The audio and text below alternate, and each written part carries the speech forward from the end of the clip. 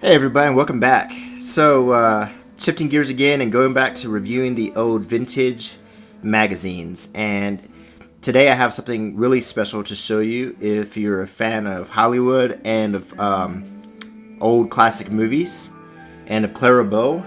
Here is a motion picture magazine from 1930 with Clara Bow on the cover.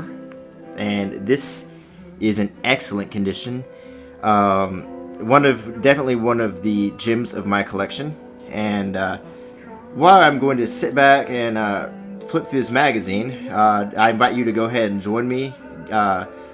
Get yourself a cup of coffee or tea, and maybe some cookies. I'm going to go ahead and indulge in a cup of this Starbucks Via French Roast. You might have seen this at your local grocery store. And I'm going to go ahead and taste test this for you. See how good it really is, considering this is quite expensive for a pack. So this it comes with 12 envelopes. And you get 12 envelopes like this to add the hot water to make something that should taste like a cup of Starbucks. And I'm also enjoying a few Girl Scout Thin Mints because it is Girl Scout cookie time, and Thin Mints are one of my all-time favorites. So hopefully this should just kind of top off the whole relaxing magazine flip through here. So I have not really looked at this magazine, and I think that should make this review a little bit special. So all of my observations and reactions will be pretty candid and kind of on the spot. So anyway, I hope you're excited about this. So let's just go ahead and go over the cover here. Okay, this is September 1930. Let's see if you can kind of see that there.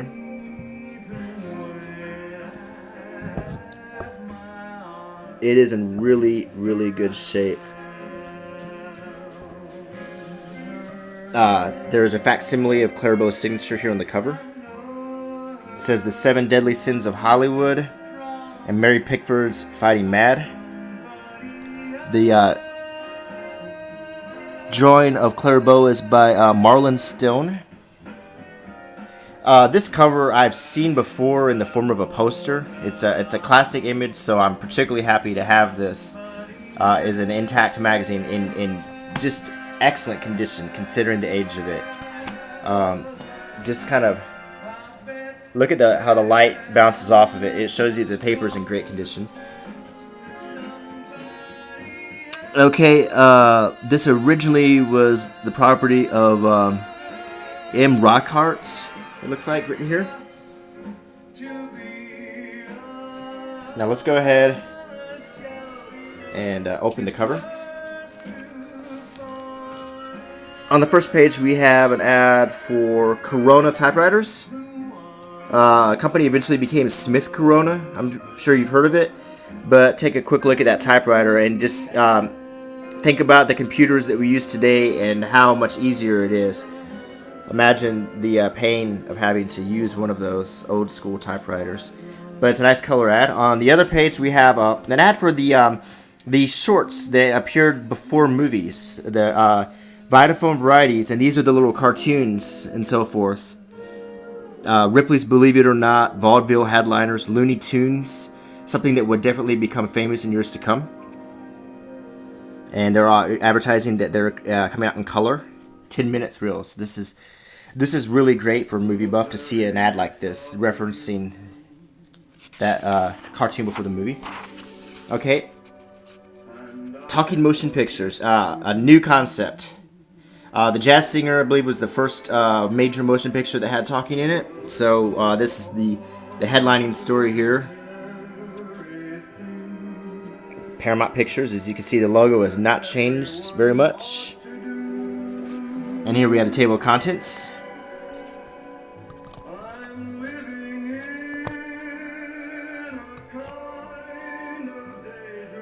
Just let you read that.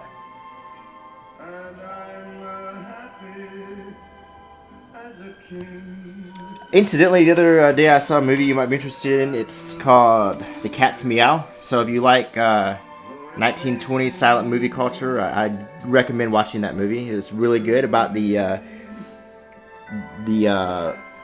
mystery surrounding Thomas Ince's murder or death. His quite uneventful death. I'm gonna flip through and just kind of let you take in. A lot of these images, in my opinion, just sort of speak for themselves if you know a little bit. But I also want to kind of point out some of these old motion picture company logos, like First National Pictures, the Don Patrol. Here's letters to the editor.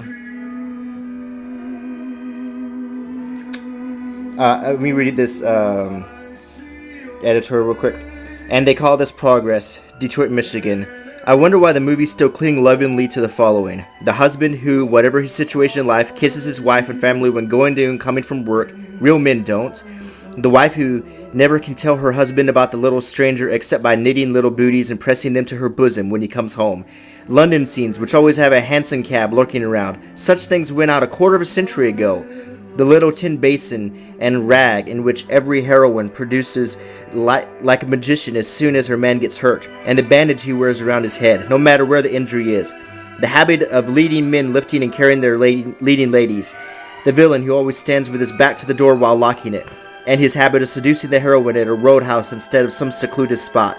It's high time something is done about discarding these moth-eaten fragments of hokum.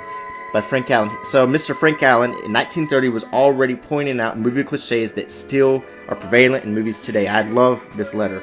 Okay, let's keep going. The unseen hands keep you dumb when you ought to talk. Free how to work wonders with words. Discover 3 easy secrets to effective speech. Interesting. It kind of goes along with the whole talkies thing too. Ad for Detective Tales, another popular magazine. Here is 17, which is a perfume and makeup set. The gossip test asks you questions. Who is the originator of the statement, their freshman attempt, and to whom does it refer, and so forth. The answers are on page 119 for these questions. Okay, Radio Pictures Challenge, the entertainment world. And it just shows some of the popular movies like Babes in Toyland and Cimarron and so forth. The Hollywood Circus. Lynn's Bridge Contest, $15,000 in prizes. Okay. Pond's cold cream now, I believe, but an ad for the Pond's line of cosmetics. Here is a nice sepia tinted picture of Lupe Velez. If I'm not mistaken, she wanted to stage a glamorous suicide when she was very young. She took an overdose of sleeping pills, but her suicide, the death scene was not very glamorous, unfortunately. She was actually, she wasn't found in a very glamorous, let's just say it wasn't a nice scene. So, definitely a sad story there. Claire Luce on this nice green tint. Neil Hamilton as well. I just want to point out that the paper is just beautiful. I mean, this is such the sheen of this. Now we're back to some more sepia tone, a little bit deeper color. Zazie Pitts, famous actress of the 20s. James Hall. He was in Hell's Angels with Howard Hughes. Raquel Torres. And Mary Pickford, of course, Douglas Fairbanks' wife.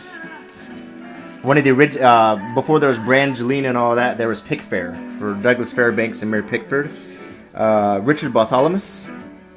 Okay, now we're talking about talking pictures again. Talkies, as they were called. The 7 Deadly Sins of Hollywood. I actually haven't read this article, but it looks like a very interesting article.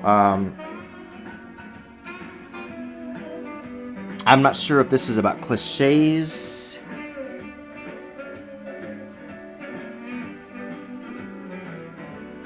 But, yeah, let's see. it looks like an interesting article. This is one I'm going to have to read and maybe get back to you on. But Mary Pickford's fighting mad. A bomb is going off under the absurdly generous players and producers. As you can see, this paper really reflects the light. It almost shines back on the camera. Diet Quickies. 3 stars tell you how to lose weight fast without fasting. Does that sound familiar? This is 1930. Can you believe that was Rod Stewart singing? It sounded like one of the theme songs to a Pixar movie there. Yeah, we'll see. This is about losing weight. Some things never change. Making talkies again. Yeah, we're back to talking about talkies.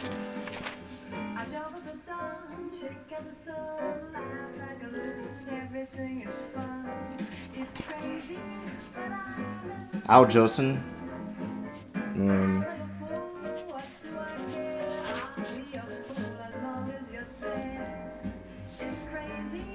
So, I mean, page after page, I'm just seeing pages you could frame for the high quality paper, the tone, just the 1920s and 30s font. Okay, the beautiful Clara Bow here. There's an article called "The Real Clara Bow." I can assure you, I'm going to be reading this. She is a girl you have never seen before.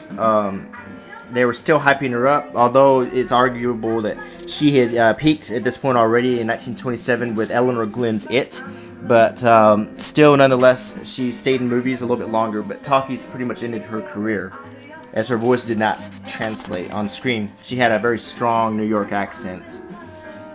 If you know me, you know that she's my favorite actress, so I'm definitely going to be reading that article.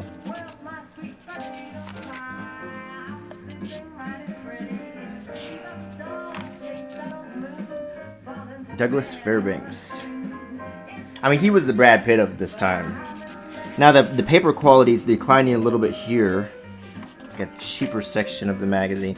But it's also talking about movies. I'm wondering if it was printed on cheaper paper because it might have been the last thing printed. Maybe they wanted it to be the most up-to-date part of the magazine. Because these are movies that were currently in the box office. So we have a good section of that here. Breaking new grounds for divorce. What you'd be surprised what Hollywood tells the judge. Okay, this is divorce cases. As you can see, in 1930, things look like they're all kind of set in.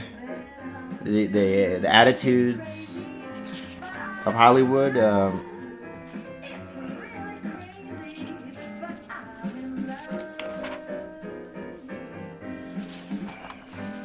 Palmolive ad. The Kitty's Corner, can you expel expatriate? Lux toilet soap. Pretty popular at the time. Current pictures at a glance. Here's Colgate's Ribbon Dental Cream, or we might call it toothpaste now, but look at this old ad. It's kind of creepy how they just show the mouths there. And the teeth diagram. Another Squibs toothpaste. Kellogg's All Brand. Here's the answers. The Answer Man. More about talkies. Oh, here we got a color ad for Old Gold cigarettes, which is really nice. And good news. This is another thing you could just take out and frame, I think.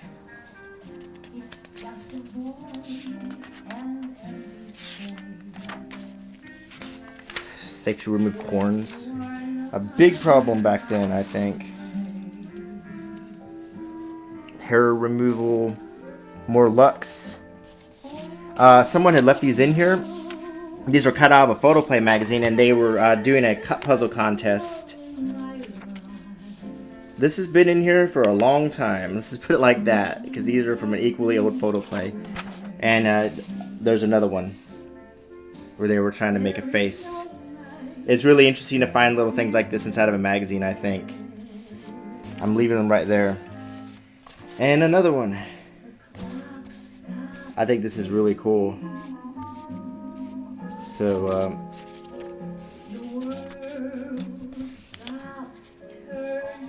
looks like a little Joan Crawford in that one. And we have an ad for Tansy. And the back cover. 10-Minute Beauty Shampoo. Okay, the Starbucks Vio. It tastes really good. It tastes just like a cup of Starbucks that you ordered from the restaurant. Mmm. Oh, wow. And it goes great with the Girl Scout cookie.